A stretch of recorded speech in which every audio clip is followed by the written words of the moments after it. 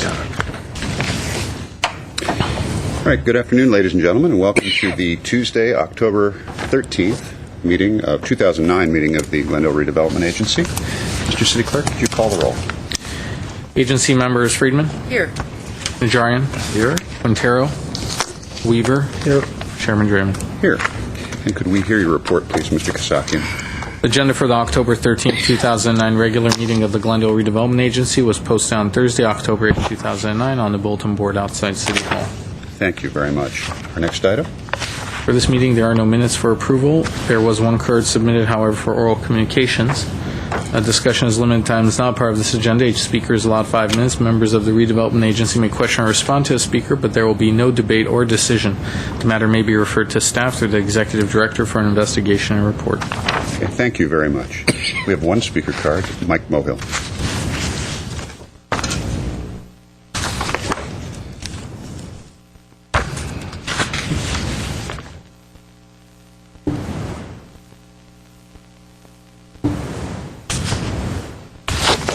Good afternoon, ladies and gentlemen. Mike Mohill, resident in Glendale. I'd like to talk about the Unity Fest. I made some notes to myself, and I think you might be interested in for next year's events. They're positive, basically. Kind of surprised, I'm sure. Number one, what was the result did the city and the organizer of the Unity Fest want to succeed? 2, did the result cost the city, besides police and fire department, i.e. trash removal, electricity, and water? What were those costs? 3, did the police and firefighters have to work overtime? Did the vendors have to pay a fee to the organizers of Unity Fest or to the city? Did retail stores and restaurants have an increase in sales because of the Unity Fest? 6, did this cultural event bring much-needed business for Brand Boulevard and the surrounding businesses? Or did the event bring more people to do people watching? 7, how does the city and the organizer measure this as a successful event? Is it by the number of people who attended this event, or is its success measured by the amount of sales revenue the city will receive? 8, when all said and done, did the city bring in much-needed revenue to pay for city services? 9, how much did the city budget for this event, and did staff bring this event in on budget, under budget, or right above? 10, did the city and the organizer of Unity Fest know in advance that Mr. Caruso was going to have a special car show during the same period of time? Did the city try and bring more people to the Unity Fest to compete with the Americana car show? Why did the city not try and bring this event, the Unity Festival, closer to the Americana? The festival could have started in front of the Alex Theater to give the theater much public exposure. Then bring the event south to Broadway. The empty lot on the corner of Brandon Wilson could have also been used part of the Unity Festival. The empty lot on the corner of Brandon Wilson could have been used for a carnival. Carnival rides. 14, this council is famous for saying we never overlook to buy open space, an opportunity to purchase it. Well, now we have another reason or opportunity to purchase raw land right in the center of our central business district on the corner of Wilson and Brand. 15, the city could purchase the land at the corner of Wilson and Brand while the real estate market is soft. This land can be our open space for cultural events on Brand Boulevard and the central business district. 16, the city could have provided continuous beeline service between the Americana and the Unity Festival. Also, the city could have tried to include the Glendale Galleria. The city, the Unity Festival, the Americana, Galleria could have advertised this as a joint venture with advertising throughout the county. Hopefully next year, this time the Museum of Neon Art will be up and running. Neon lights will be on Brand Boulevard cars and throughout the Central Business District. The city could make this event a 2 or perhaps a 3-day event, rather than just a 1-day event. Think of Sunset Junction. Think of in Silver Lake. Think of the old days of Verdugo on Brand Boulevard or Mardi Gras. We could even work in a parade to include all the city dignitaries and council critics. Think big. This could be one of the city's major events to the public. Think Pomona Fair. Glendale, the third largest city in the county, with a population over 200,000 people, will be a destination place for shopping and carnival. Our diversity will be our strength. Americana on Brand and the Glendale Galleria will be the engines for next year's Unity Festival. I thank you. Here's a copy. Thank you, Mr. Moe. Okay? I'm not going to get into answering all of that. However, I just would like to point out that the organizer of Unity Fest is the city of Glendale. There is not some other organizer, and so it is the city of Glendale. In any case, it is also not the redevelopment agency, and this isn't the city council, it's the redevelopment agency, although the members are the same. So, anyway, all right. Thank you very much. Are there any other comments related to oral communications? No. All right. Our next item, please. On the business agenda at 6A is Director of Development Services regarding proposed development, Legendary Tower Glendale, to be located at 300 North Central Avenue. At 6A1, motion approving Stage 1 design review subject to comments and conditions from the agency. Thank you very much. Mr. Lansfame. Let's go to Phil Lansfame. He's our Director of Development Services. I know everyone in the room knows that, but the folks looking in may not know your smiling face. I don't know why they wouldn't if they've been watching in the past. Any comment, Mr. Lansfame? Yes, Mr. Chairman, members of the agency. This is the first of a two-step process in front of the redevelopment agency for design review. In this first step, we are asking you to primarily look at scale, massing, site planning, but it is our chance to present the project to you and the developer to get some comments and direction that you'd like to see the project go. With that brief introduction, I'll ask Mark Berry to introduce the project and the developer team that will present the project to you.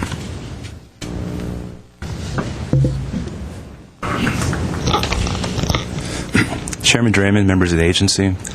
The Legendary Tower project is located at 300 North Central. This is the northeast corner of California and Central.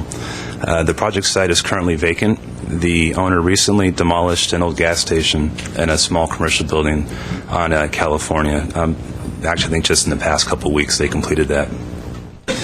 The project itself is a podium-type design with 9 ground floor live-work units along the Central and California facade, and 71 condominium units that are arranged in a C or a U fashion with a central courtyard that faces to the north. The project is 6 stories with a maximum height of 80 feet. The code requires 163 parking spaces. The project will provide 165, or 2 more than the code, with 107 spaces, your typical standard spaces, and 58 in a tandem configuration. The majority of the parking spaces will be located in a 2-level underground parking structure, though 25 of the spaces will be in the ground floor to be used by the live-work units. Vehicular access will be provided only off the alley. There will be no direct access for cars from Central or California. The project's height of 80 feet is within the allowable DSP standards. However, the FAR is 3.8, which exceeds the 3.0 limit for the Orange Central District. Additional FAR up to 5.2 is permitted if the project qualifies for the DSP incentive program. To permit the increased FAR, the applicant is proposing to use the public open space incentive and is providing more than double the DSP requirements for publicly accessible open space, which makes the project eligible for this incentive. The open space is being provided within the setbacks along Central and California, and also a covered patio area that's on the California Central corner. The project has been reviewed by the city departments. 2 of the more notable comments came back from Public Works Engineering and Public Works Traffic. Traffic noted that a number of projects have been proposed for the site in the past, and the analysis for those other proposals determined there was no traffic impacts.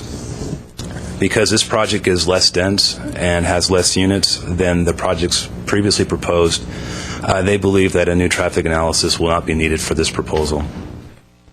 Public Works Engineering is requesting a 2-foot alley dedication and also street widening on Central and California within the existing right-of-way.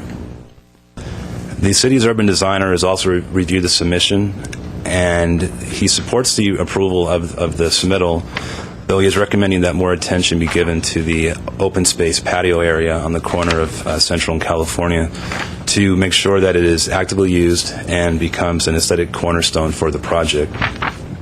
Agency staff is recommending approval of the Stage 1 submission with the direction to the applicant that they further refine the design per the urban designer's comments.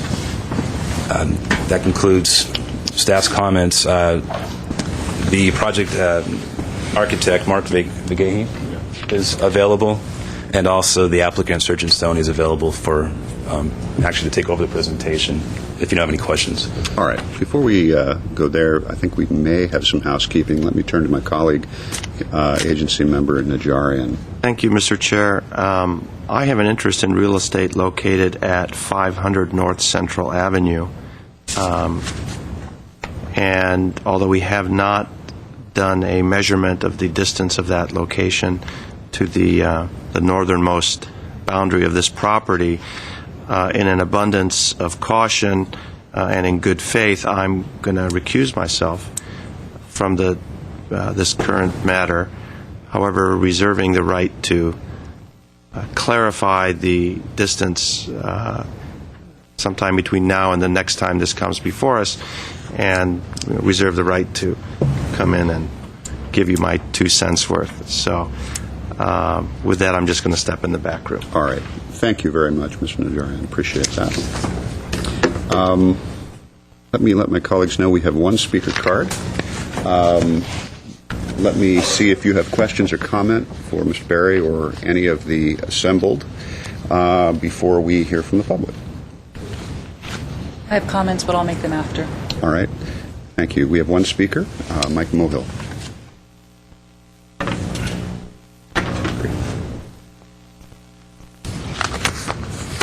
Afternoon, Councilman Draymond. Mike Mohill. I believe is this the project to be right across the street from the Sears building? Am I correct about that? Yes. Okay, thank you. And I believe when I walked by the area, the number of floors that the building was going to be is less than what they're talking about right now. I may be wrong, but it doesn't seem like the same amount of floors, space. And why are we giving up pedestrian walkaway? Why would we want to do that? You know, we've become more of a concrete jungle every day. We talk about greening of Glendale, and whenever we talk about green space, we let the developer go ahead and say, hey, you know what? We'll put the green space in the backyard. In the meantime, the public has a smaller sidewalk to walk on. Do we want to be user-friendly in central Glendale? You know, there's no room to walk the pooch. Thank you. Okay. Thank you, Mr. And Mr. Draymond, I'm sorry. I thought my comment, because it was about the festival, because it was on Brand Boulevard, that it could be as part of redevelopment. That's why I thought I could talk about it. Oh, okay. That's my misunderstanding. I'm sorry. Sorry. All right. Before my colleagues begin, could I just ask Mr. Loomis? He is here. Okay. I'm trying to see behind the boards that are up. Mr. Loomis, and I'd also like to hear from someone on traffic. Mr. Loomis, can you just fill us in with regard to your concerns? Yes, Chairman Draymond, the primary concern that I raised in my analysis of the project had to do with what is the public open space on the project, which is at the street level. Public open space is any open space that's on the private property consists of 2 areas. One is additional setbacks from the property line to the building face that does in fact make for the wide sidewalks we desire downtown. The second component of the public open space provided by the project is what's referred to as the covered patio. And the concern that I raised with this project regarding the covered patio is that it's unclear in the drawings that's been provided so far who's actually going to be using the space, how is it going to be used, what kind of programming is it? Is it a cafe? Is it just a patio with no uses? And so the primary concern we raised is that space needs to be further elaborated so that it is an actively used public open space and not simply a certain square footage of pavement. Okay. I hope that answers your question. It does. I thank you. And then who is here that can address the... I ask him additional question. Oh, absolutely. While you're still there, Mr. Loomis, Mr. Weaver has a question for you. Would you speak to Parking Transportation's comment about a den? Yes, we looked into that, and our understanding is that they were... Traffic and Transportation was looking at an earlier proposal that called for dens.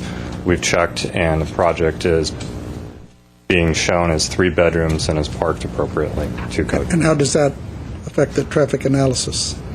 As far as I know, it does not affect where Whether their it's status. 1 bedroom and a den or 3 bedrooms or 2 bedrooms, it doesn't make a difference? No, because as I understand, the previous studies or proposals they've looked at on this site were for projects that were more units than this one.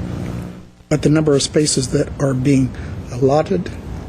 I couldn't speak to that. I'm sorry. Couldn't you? I couldn't speak to the actual number of cars on previous proposals Because versus this one. I apologize. Their report alludes to a certain number of Right. parking spaces, and if there's a conversion of the den to the bedroom, it's going to raise the number of parking spaces required. Well, it could.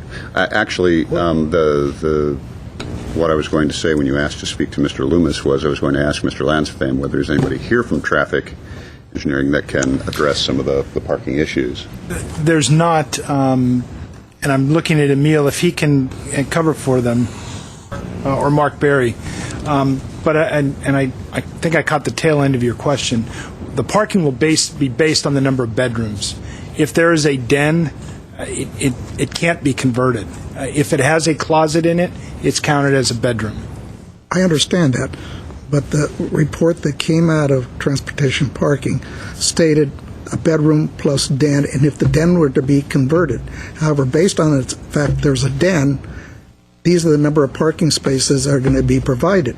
Since that was an error, and it's a bedroom rather than the den, then it's 2.25 spaces per 2-bedroom.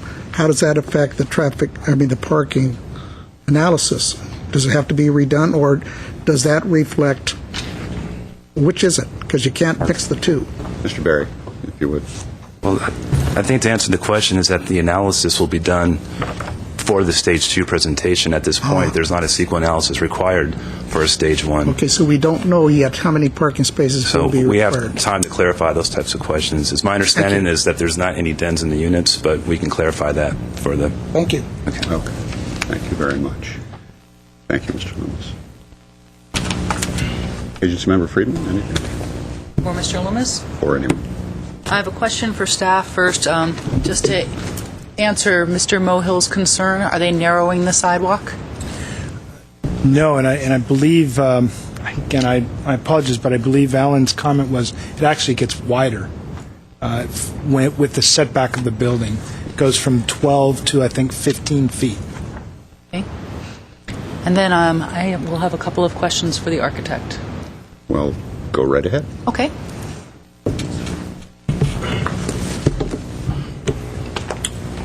Hello, my name is Mark Legay. I'm the architect for the project. I'll be happy to answer your questions.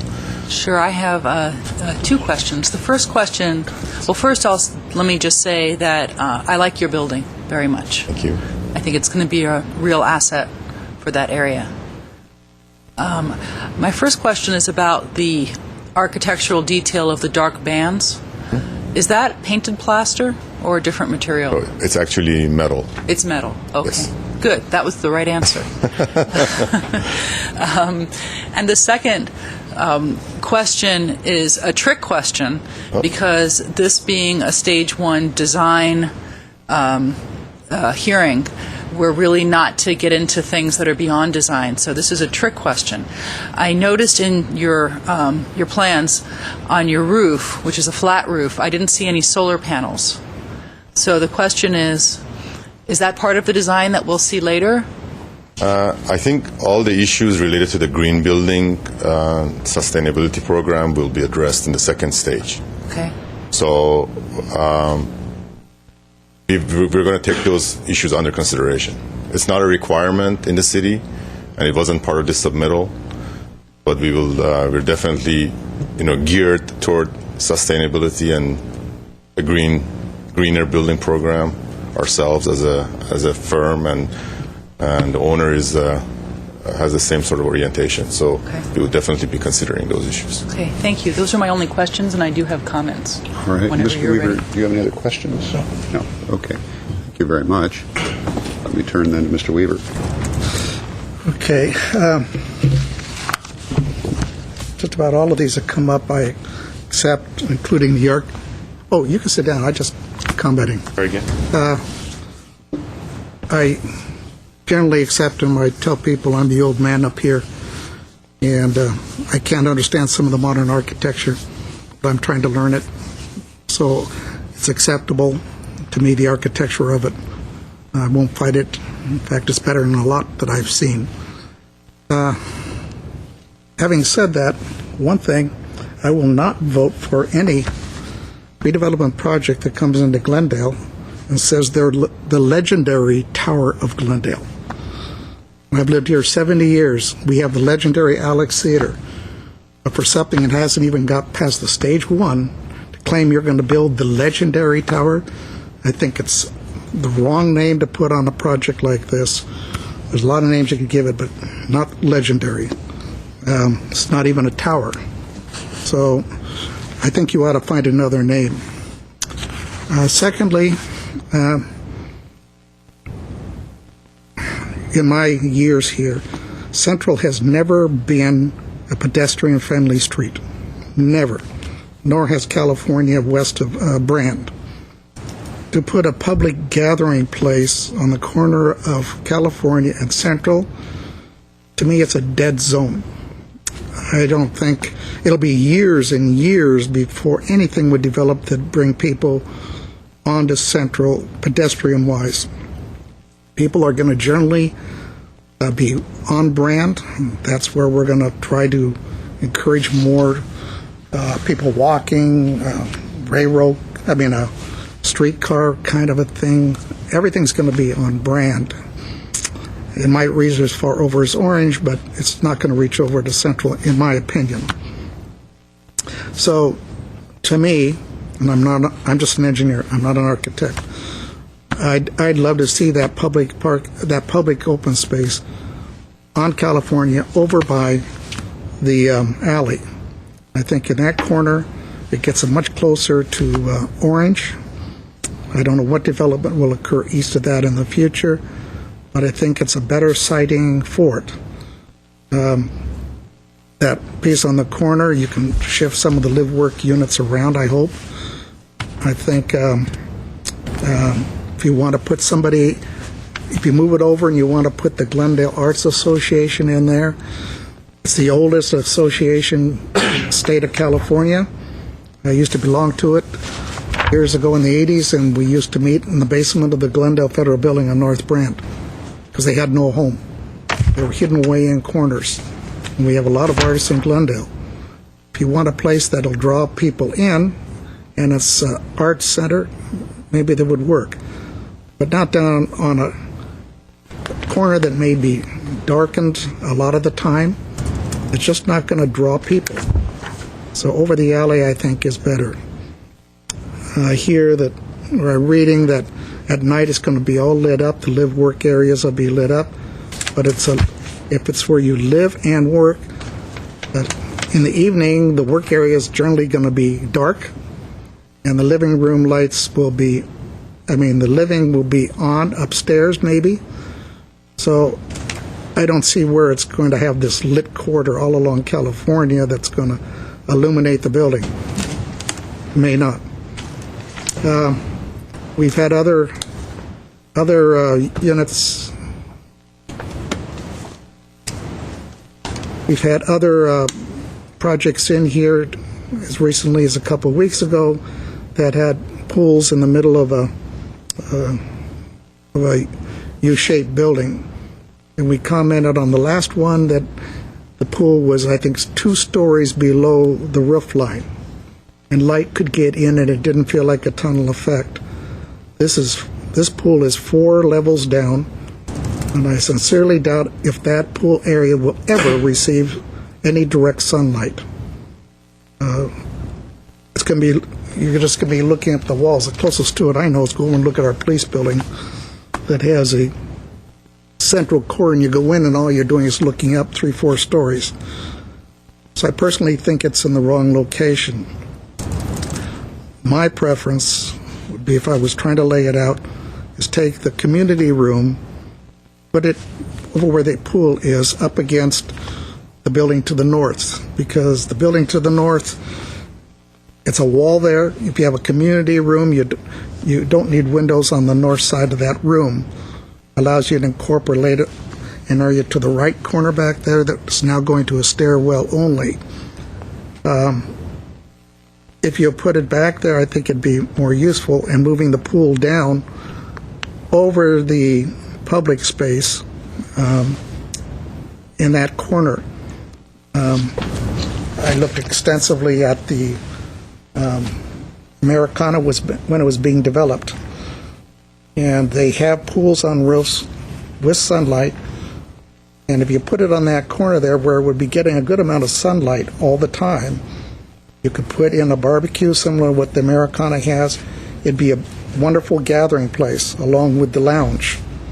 I would think people, and looking at the units to live there, would be much more impressed with it, where they know there's going to be sunlight and it's open to the air all the time, and there's a place where they could come out and have barbecues in the evening and sit around.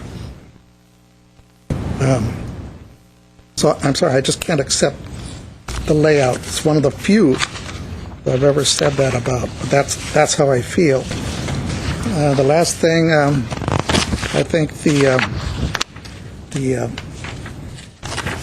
little area, the roof garden, is a waste of your money. It's so narrow and so small up there. I don't know what it accomplishes. Either it'd have to be a lot bigger, or it's been discussed, LEED certification, getting the solar panels up there, and any other, because this council, and I've served here 13 years, and virtually every council I've been on has been high on LEED certification and tried to do things along that line, including window glass, everything that it increases. So I don't see the need for that up there. Now, I know enough that if you start doing what I say, you're moving elevators around, you're moving everything around. Like I said, I'm not an architect. I just know that I wouldn't care to live inside that main area looking down on that pool 4 stories down, or be down there and trying to get some sunlight, because I won't get it. I'm going to be in the shade all the time. That next to the alley there, now that's going to be nice. You're going to be able to look over to Brand Boulevard, to the Alex Theater. All that sector is going to be open to you, clear down to the Americana possibly. So those are my comments. I don't know. I guess that means I'd be voting no on this schematic design. Thank you. Okay. Thank you, Mr. Wood.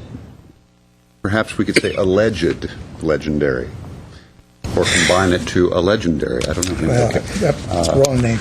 Agency Member Friedman. Well, I do like the way that the building looks. Central may not be a pedestrian street at this point, but hopefully as we have more buildings like this coming in, it will slowly become one, especially if people are living there. Then they tend to walk around more, so that doesn't bother me. And that pedestrian-oriented facade wraps around both sides, the Central side and the California side, so it does encourage people to come up California and turn that corner. I wish we could do something about Sears for you. Sears once had a beautiful facade. I've seen photos of it from the 50s, and I don't know what they were thinking to board it up the way they did, but oh well. I had the same comment as Mr. Loomis about the public space. I'm going to want to know a lot more about how that's going to be programmed. Because right now it's very unclear to me, and I don't know what you have in mind for that, or whether it'll eventually be taken over by the residents, which wouldn't be so horrible. But if you're getting a bonus for having the extra public space, I think we need to know a lot more about how it's programmed and what you intend, and something less vague than, well, maybe we'll have some art gallery space or, that kind of thing. I think we need to know. And also, because of that, the interior, the way that it's, kind of decorated or lit and all of that will become very important in terms of inviting the public in. I also agree with Mr. Weaver about that central corridor. When I was on the design review board, we stopped approving projects that had those swimming pools at the bottom of or square-shaped buildings. You have a lot more experience than I do. I'm curious whether you find that people actually use those pools. I know that for myself, I would never feel comfortable trying to swim where I'm being looked down on by 50 units or however many units look down at that pool, but it would seem pretty uninviting to me, and maybe something for you to rethink just in terms of your own residents, what they'd actually enjoy there. It's one thing to have something nice to look at, but if you also are having it as a space that serves as open space for people who are going to congregate and use it, maybe it needs to be thought out a little bit better, because it will be dark, and are people going to really want to swim in a dark pool with everybody else in the building looking down at them? I don't know. I personally don't see it, and maybe there's another solution you can come up with, and something that's more interesting and more innovative. And certainly, the building is very forward-thinking in its architecture, and it would be nice to see those open spaces programmed in a very forward-thinking way as well, and something unexpected and something innovative. And a central pool is pretty much what you see in every single apartment building for the last 75 years, and it might be nice for someone who's looking at renting in such an innovative-looking and interesting-looking building to find an interesting and unexpected central space, too. And I don't know what that would be. So those are my main comments. Certainly, when you get into your environmental, I would hope that whatever your mitigation is going to be in your EIR, that it involves sustainability. I've been pushing for green building standards for the city. Unfortunately, we don't have them now, but I will do whatever I can. And I don't know what I can do legally, but my inclination is not to vote for any building of this size that's not LEED certified silver or equivalent. I don't know what I'm limited in doing, but that's something that I'll be trying to find a way to do. And I think that the community would be very grateful, and the type of people that are going to want to rent this, I think, would also like to see a sustainable building. And certainly it'll bring down your utility costs, and the analysis that I've seen is that you pay for it very quickly. So if you're not doing anything else with the roof, solar panels, maybe if you are going to have some kind of a swimming amenity, and I know it costs money, but even just a lap pool or one of those things that has a current towards you on the roof instead of in the bottom of the building, it may be cheaper. It may be all that your residents need. But it would be nice to use that in some way. I think it'll be a great building. I think it's going to add a lot to that area. I really want to see it get built. And I think it'll be very successful. So thanks a lot, and I look forward to seeing it in its next go-around. Okay, thank you. Mr. Weaver, you had an additional comment. Yeah, if you're ever going to possibly think of my idea, putting it there, you could get possibly more articulation, because the pool level area, you've set the ground floor back 4 feet, the entire building back 4 feet, right? On the first floor, or on the street level, it's 4 feet back.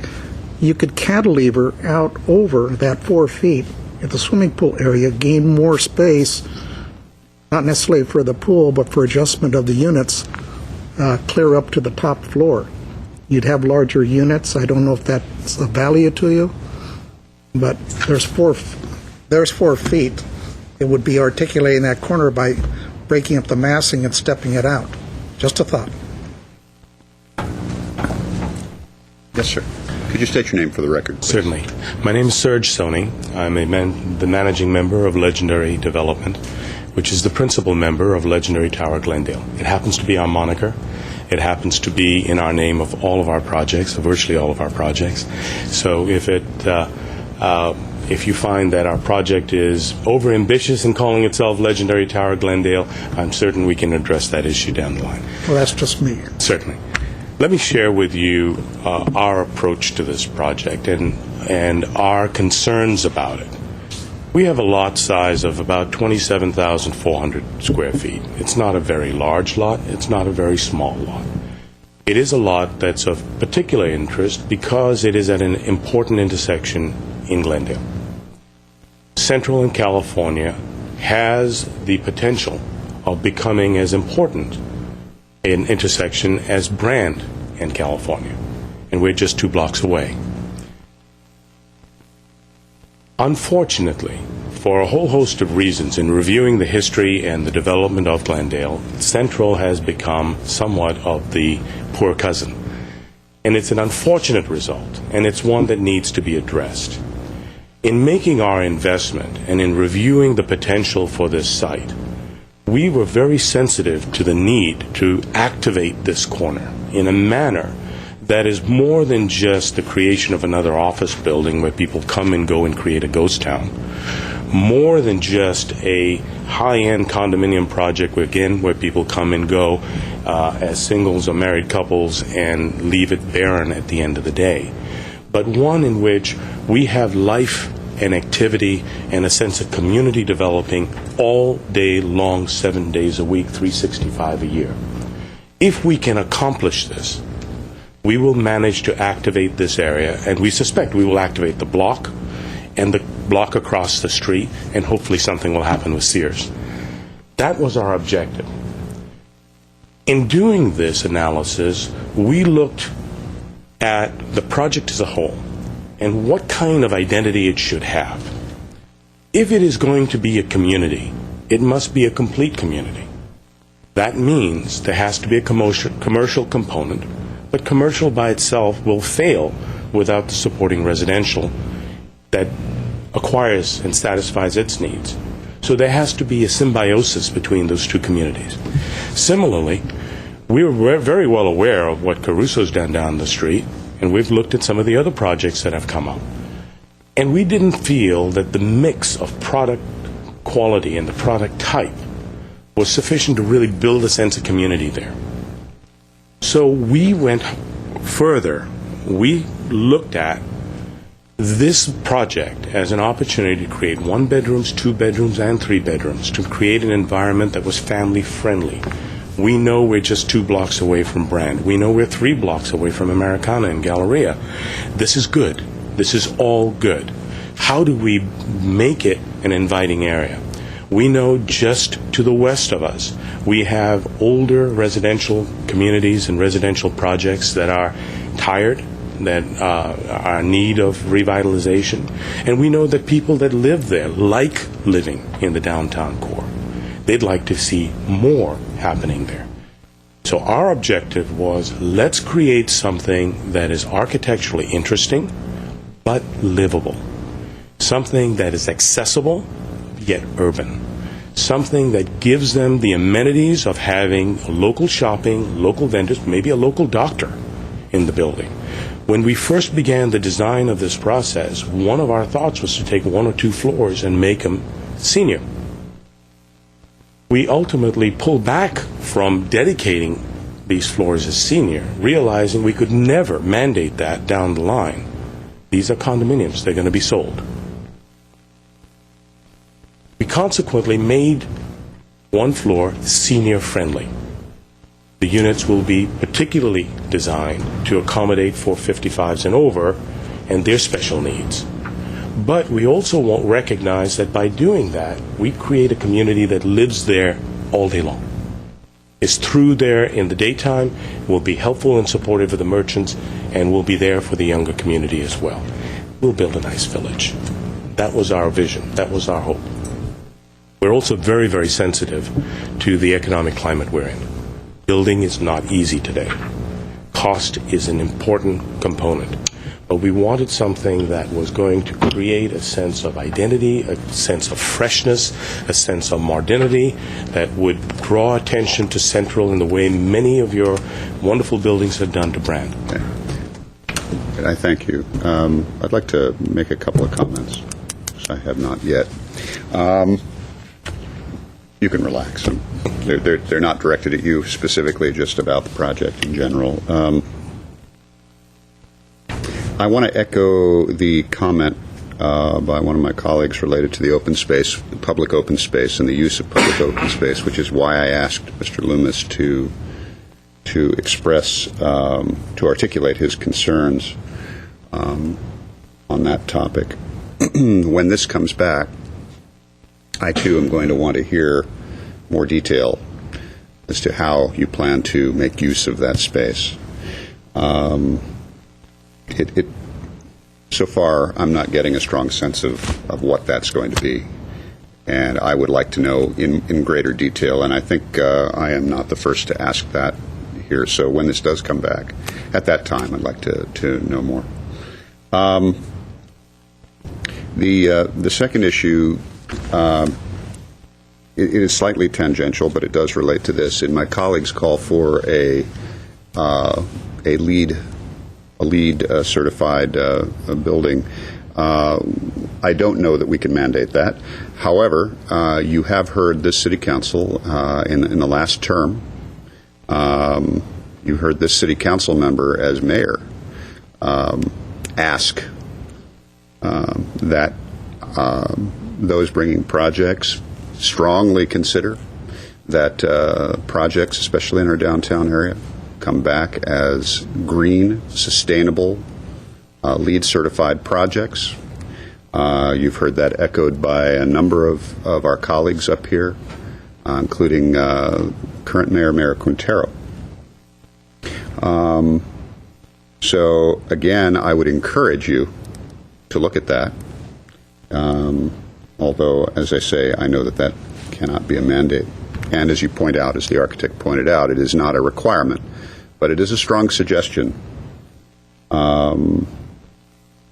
Lastly, in terms of comments on the project, the physicality of the project, I'm not so concerned with the concern Mr. Weaver raised about the reorientation toward the California side, because somewhere between my colleague, Ms. Friedman, and Mr. Weaver, thinking it's fine and thinking it may not be, the reason I like it oriented toward toward Central is because I hope that this building will help to activate that, and I see it as a strong possibility. So, but I do share Mr. Weaver's concern about that central courtyard and the pool. Let's see. When we talk about a light well, creating a light well, I don't know whether this with the swimming pool would be considered an ink well. I'm not sure, but I am concerned that we are placing a major amenity for the project at the bottom of a horizontal tunnel, basically, and so I do have that concern, and that leads me to a housekeeping question, which is that concern has been expressed, I think, by three of us on this dais. Is that something that this project can go forward out of this with a positive vote, an affirmative vote, with the request or the condition that issue be readdressed? Okay, because short of that, you may not have an affirmative vote. Then lastly, I just want to respond to the partner from Legendary. I greatly appreciate your intention to create a project in this area of Central that will activate that corner, activate Central, and in doing so, bring residential stakeholders to our downtown.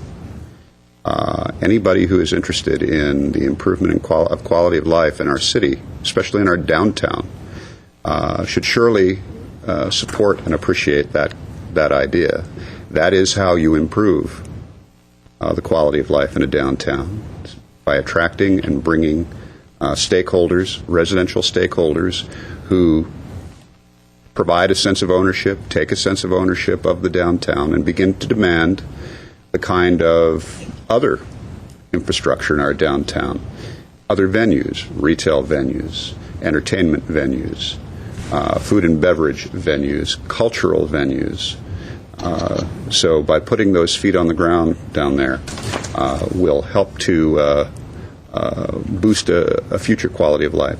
So I share your vision there, or we share the same vision there. I'm happy about that.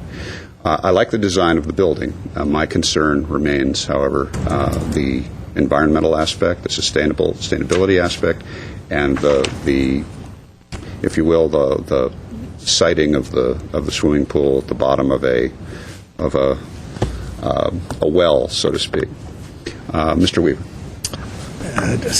You put an arrow through my heart when you said you're taking care of seniors over 55, and since I reached that point 15 years ago, you're really going to wonder what the heck I need. Mr. Weaver, I was still musing over the fact that you started your comments with, I guess I need to point out that I'm the most senior member on the dais. But they didn't all senior. There's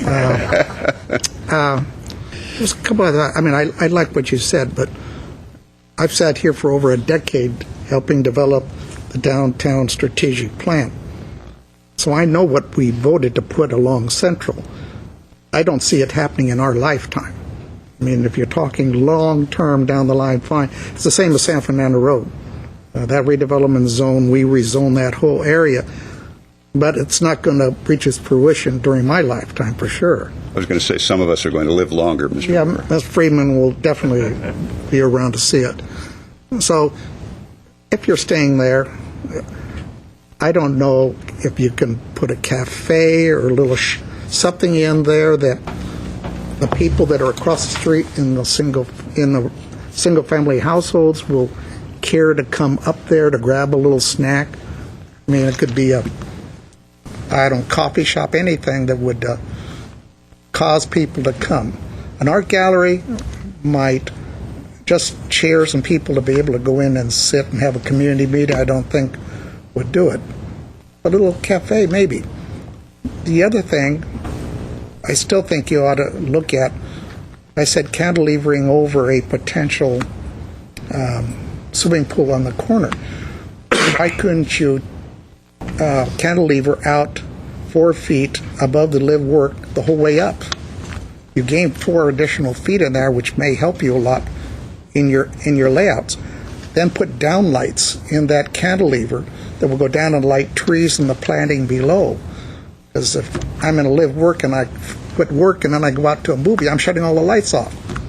So it'll be dark. But downlights, spotlights directed at the trees and stuff that are planted below might help, gives you more space too.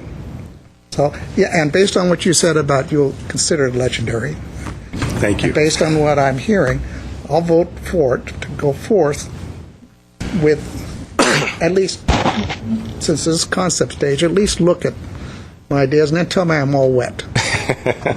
About the pool, yes. Thank you all, truly, for your comments, because we do take these to heart. We have spent a great deal of time talking to a lot of people about how this property can be used and what works and what doesn't work. This is not our first iteration. This is probably our 17th iteration. And we have spent a great deal of time and energy. And let me address first and foremost the public space area and how we intended to use it. This space, if I might approach... Mike. Thank you. Everything on the record. Thank you. This nighttime rendering of the property probably illustrates it best. This is Central. This is California. And the corner that is going to be dedicated for public use is this corner here.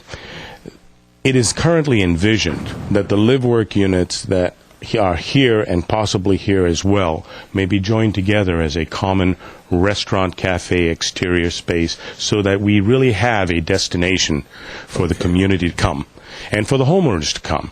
I can imagine seniors coming down for their latte or their espresso in the middle of the afternoon.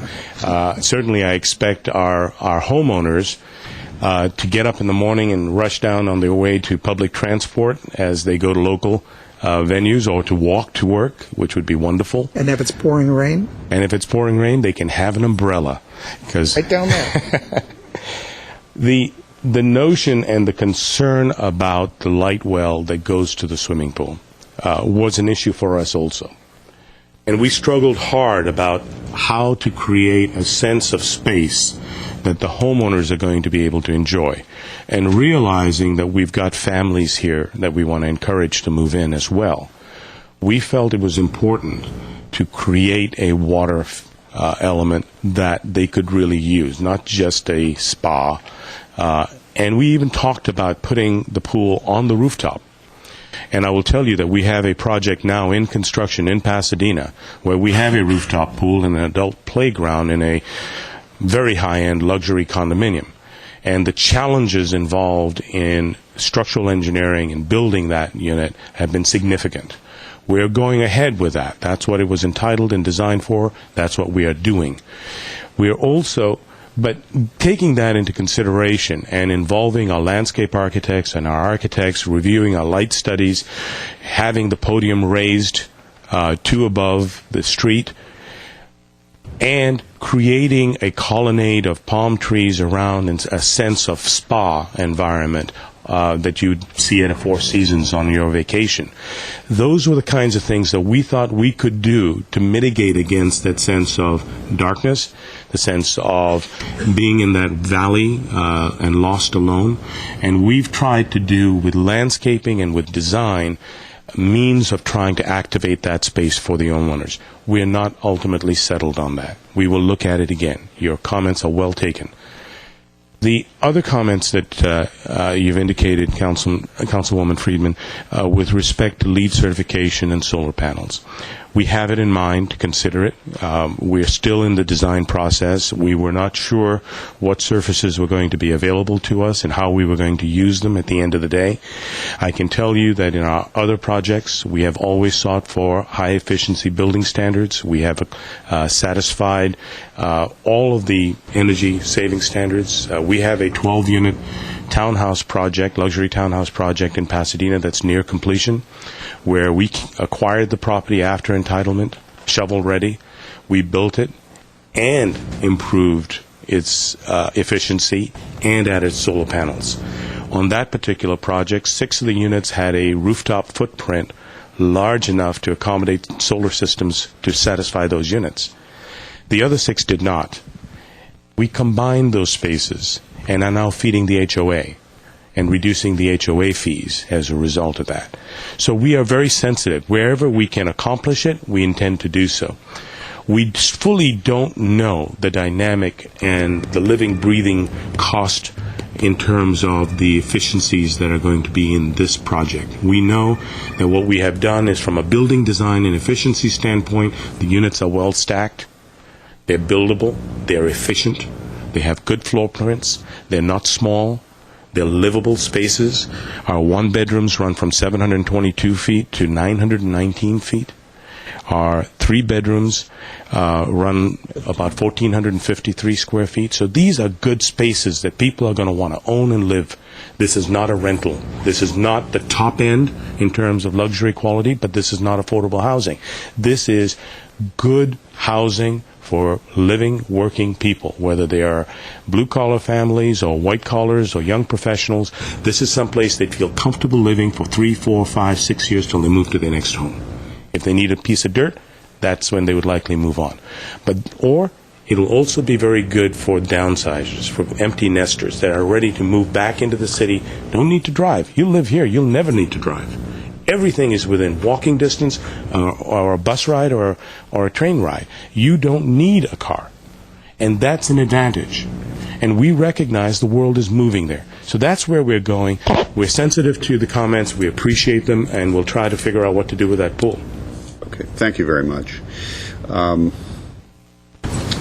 Mr. Lanspain, anything else for us on this particular project? No, as we stated, staff is recommending, subject to the principal urban designer's comments and those that you've given us today. All right. We feel like we've notated the concerns today. Okay. Very good. On a motion? Yes, please. I'll move 8A1 based on you heard what we said. 6A. And it's 6A1. It doesn't mean I'm going to vote for it at 2 unless I see some movement somewhere in some of these things. Okay. Second. All right, we have a motion and a second. Mr. Kasakian, if you would, please. Agency members Friedman, Yes. Najarian, Quintero, Weaver, Aye. Chairman Draymond. Yes. Thank you.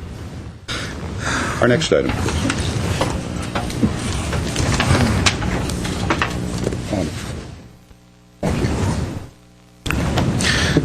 Next, at 6B is a public hearing, Director of Development Services regarding request for variances to allow a third ground sign and installation of a non-accessory sign on the subject third ground sign for property located at 701 North Brand Boulevard.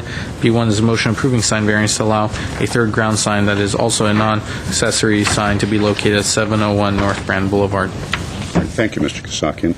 Let me open the public hearing at this point and turn to our Director of Development Services, Mr. Lansing. Mr. Chairman, members of the agency, this is a request for actually 2 sign variances. Simply put, we're trying to replace the sign that was there in the most efficient and safe manner. To do that, we're suggesting that the sign be located on an adjacent parcel. The parcels are owned by the same group, and it is direction to an ATM machine. Again, it's a replacement of a sign that was there.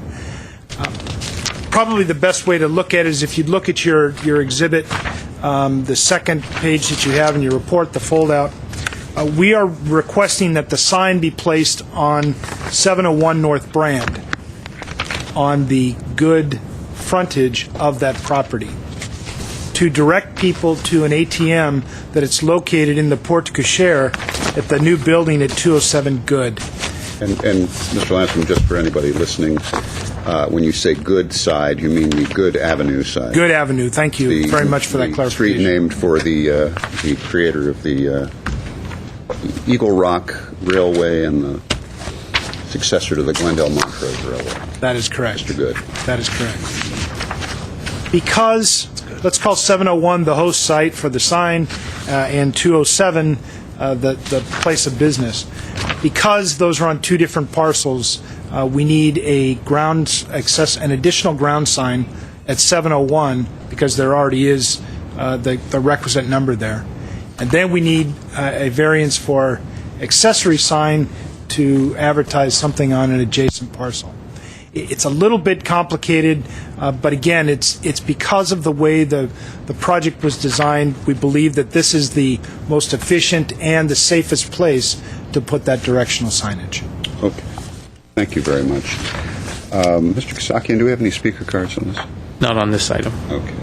Let me then go to my colleagues. I'll start on my left. Mr. Weaver? No comment. Just close the public hearing. I'll make a motion. All right. Anyone else?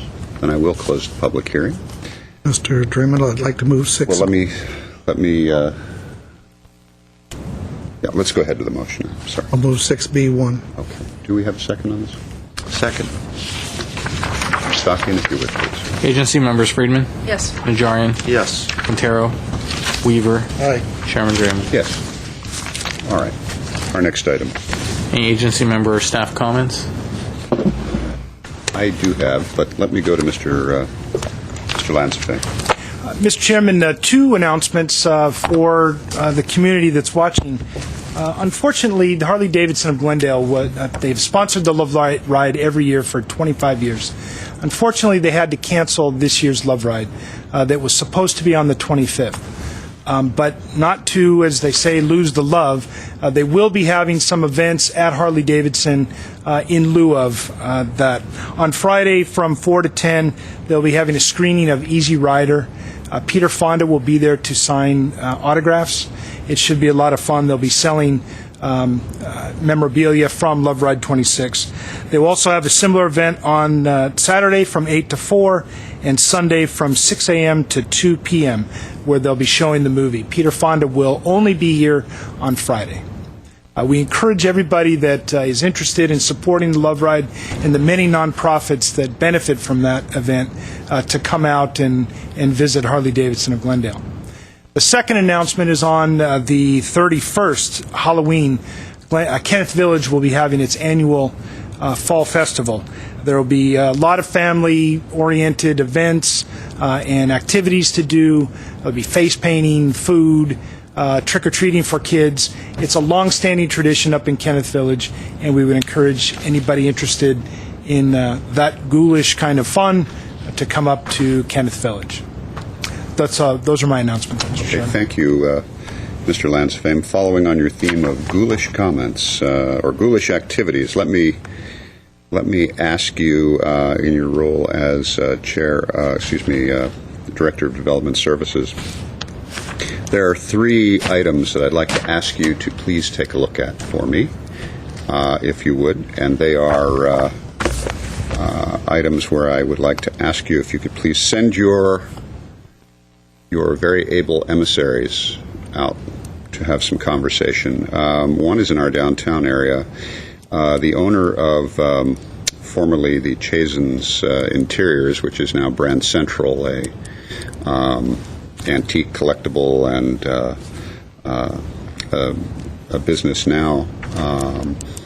If we could please speak to the owner there. There are some concerns about the signage. And let's see if we can't help him with signage issues related to the front of his parapet versus the sign that's been painted above the parapet on the wall face of the building.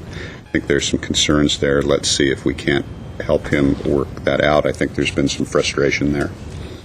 The second and third of the 3 notes I have, the other 2 relate to Kenneth Village, since you mentioned the Fall Festival. And there are similar requests. One of the larger property owners there, Oliver Claris, if you could speak to him, he needs some assistance with bringing a potential new business to Kenneth Village, a restaurant, a venue, a dining venue, and I think it is important that we do what we can to help promote business in our neighborhood business districts, Kenneth Village being one of those 5 areas that we always refer to as neighborhood business district. We have made some good strides to help them during this time when construction is on Grandview and in the intersection there has created some problems. Now let's move forward and help them out by helping to bring some energy and dynamism to the businesses there and new businesses. The other person, if you could please speak with Jerry Cragnati, I would appreciate that, about a business that she would like to see. There's some interest, a new business owner for the corner, the northwest corner of Kenneth Village and Kenneth Road and Grandview. That's one of the signature buildings there in Kenneth Village, the sort of Tudor building on the large corner there. So if we can send our emissaries out to help facilitate that and then follow that up, please, with a report back to us so that my colleagues can be up to speed with all of this. I would greatly appreciate that. Any other staff or agency comments? Hearing none. Will be adjourned. Second. We're adjourned. Thank you.